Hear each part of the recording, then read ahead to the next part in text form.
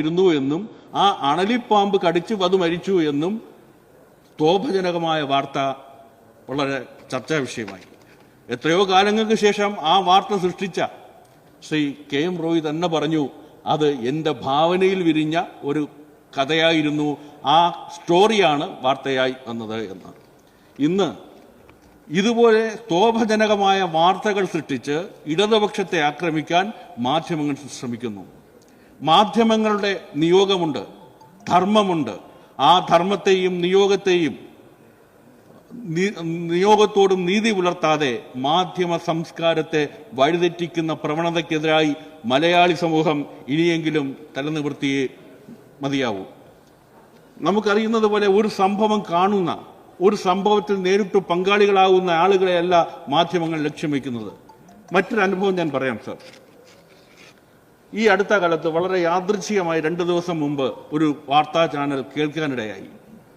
അതിൽ പാർട്ടി സംസ്ഥാന സമ്മേളനത്തിൽ അവതരിപ്പിക്കപ്പെട്ട ഒരു രേഖയെ സംബന്ധിച്ചാണ് ചർച്ച. അതിൽ പറയുന്നു, കാലാവസ്ഥാ വ്യതിയാനം, ആ കാലാവസ്ഥാ വ്യതിയാനത്തെ പ്രതിരോധിക്കാൻ വേണ്ടി എന്തെല്ലാം ഉപകരണങ്ങൾ വാങ്ങാൻ പോയിരിക്കുന്നു.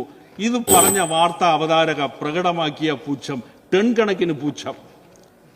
ഈ വാർത്ത അവസാനം യൂട്യൂബ് ചാനലിൽ നിന്ന് എടുത്ത് ഒന്നുകൂടി കേട്ട് മനസ്സിലാക്കുമ്പോഴാണ് ഞങ്ങളുടെ മണ്ഡലത്തിൽ തന്നെ നമ്മൾ നടപ്പാക്കിയ IoT എനേബിൾഡ് പഞ്ചായത്ത് ഈ ഉപകരണങ്ങൾ ഉപയോഗിച്ച് കാലാവസ്ഥാ വ്യതിയാനത്തെ മനസ്സിലാക്കാൻ കഴിയുന്ന ടെക്നോളജി നടപ്പാക്കിയ ഒരു പ്രദേശമാണിത്. അത് ആ വാർത്ത ഞാൻ കേട്ടതുകൊണ്ട്, മനസ്സിലാക്കിയതുകൊണ്ട് അത് വ്യാജ വാർത്തയാണ് എന്ന് മനസ്സിലാക്കാൻ പറ്റി. അത് അറിയാത്ത ലക്ഷക്കണക്കായ ആളുകളുടെ മനസ്സിലേക്ക് ഇങ്ങനെ തെറ്റായ സന്ദേശം പ്രചരിപ്പിക്കുക, വാർത്തയിൽ വിഷം കലർത്തുക എന്ന സമീപനത്തിന് ഇനിയെങ്കിലും മറുപടിയുണ്ടാവണം.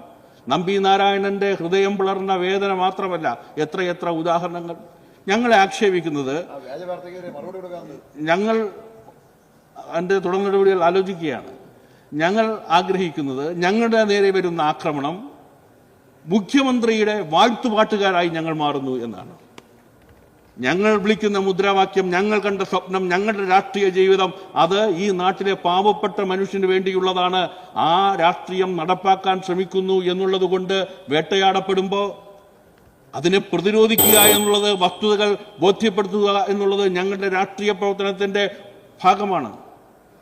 പിണറായി വിജയ തേജോവധ ആട്ടക്കഥ ആടിക്കൊണ്ടേയിരിക്കുമ്പോൾ ഞങ്ങൾക്ക് നിശബ്ദരായിരിക്കാനാവില്ല. ഞങ്ങൾ ജനങ്ങളോട് തുറന്നു പറയുകയാണ് ചെയ്യുന്നത്. തീർച്ചയായും ആ രാഷ്ട്രീയം ഞങ്ങൾ ഇനിയും തുടരുക തന്നെ ചെയ്യും. ഞങ്ങളുടെ ജീവനുള്ളിടത്തോളം ആ രാഷ്ട്രീയം ഞങ്ങളുടെ രാഷ്ട്രീയ പ്രവർത്തനത്തിന്റെ ഭാഗമാവുക തന്നെ ചെയ്യും എന്ന് ഉറപ്പിച്ചു പറഞ്ഞുകൊണ്ട് ഈ ധനാഭ്യർത്ഥനകളെ പിന്തുണയ്ക്കുന്നു. ശ്രീ പി നന്ദകുമാർ, 10 മിനിറ്റ് അങ്ങേക്ക് സംസാരിക്കും. സർ, വിവിധ വകുപ്പുകൾക്കുള്ള ധനാഭ്യർത്ഥനകൾ ഞാൻ പിന്താങ്ങുന്നു. സർ, നമ്മുടെ സംസ്ഥാനത്തെ സാമ്പത്തിക പുരോഗമനം ഏർപ്പെടുത്തി പരമാവധി ബുദ്ധിമുട്ടിച്ചുകൊണ്ടിരിക്കുകയാണ് കേന്ദ്ര സർക്കാർ. രാജ്യത്തെ ഫെഡറൽ സംവിധാനത്തെ ആകെ തകർത്ത് അധികാര കേന്ദ്രീകരണം ഒരു വശത്തും നവ ലിബറൽ സാമ്പത്തിക നയവും തീവ്ര വർഗീയതയുമായി മറുവശത്തുമായി മോഡി സർക്കാർ തകർത്താടുമ്പോൾ ഈ നയത്തിനെതിരെ കേരള ജനതയെ ആകെ അണിനിരത്തി കടുത്ത പ്രക്ഷോഭത്തിലേക്ക് നയിക്കുകയാണ് ഇടതുപക്ഷം. സർ, നമ്മുടെ സംസ്ഥാനം വികസനത്തിന്റെ കുതിപ്പിൽ തന്നെയാണ്. വിവിധ വകുപ്പുകൾ നോക്കിയാൽ അത് കാണാൻ കഴിയും. സർ, റവന്യൂ വകുപ്പ് സുസ്ഥിരമായ പ്രവർത്തനമാണ് നടത്തിക്കൊണ്ടിരിക്കുന്നത്. ഭൂപ്രശ്നം പരിഹരിക്കുന്നതിലും പട്ടയ വിതരണം ദ്രുതഗതിയിൽ നടത്തുന്നതിലും നല്ല ജാഗ്രതയാണ് ഈ വകുപ്പ് കാണിച്ചുകൊണ്ടിരിക്കുന്നത്. വകുപ്പ് കാര്യക്ഷമമാക്കുന്ന നിരവധി പുതിയ തസ്തികകളാണ് വകുപ്പിൽ സൃഷ്ടിക്കപ്പെട്ടത്. എല്ലാവർക്കും ഭൂമി, എല്ലാവർക്കും കിടപ്പാടം എന്ന സർക്കാരിന്റെ ലക്ഷ്യം പ്രാവർത്തികമാക്കുന്നതിനുള്ള ഇടപെടൽ ശക്തമായി നടന്നുകൊണ്ടിരിക്കുകയാണ്. സർ, എന്നാൽ ഇപ്പോഴും അവശേഷിക്കുന്ന ഇടുക്കിയിലടക്കമുള്ള ഭൂപ്രശ്നങ്ങൾ, കടലോര പുഴപുറമ്പോക്ക് പട്ടയങ്ങൾ തുടങ്ങിയ ഉടനടി പൂർത്തിയാക്കുമെന്ന് ഞാൻ വിശ്വസിക്കുകയാണ്.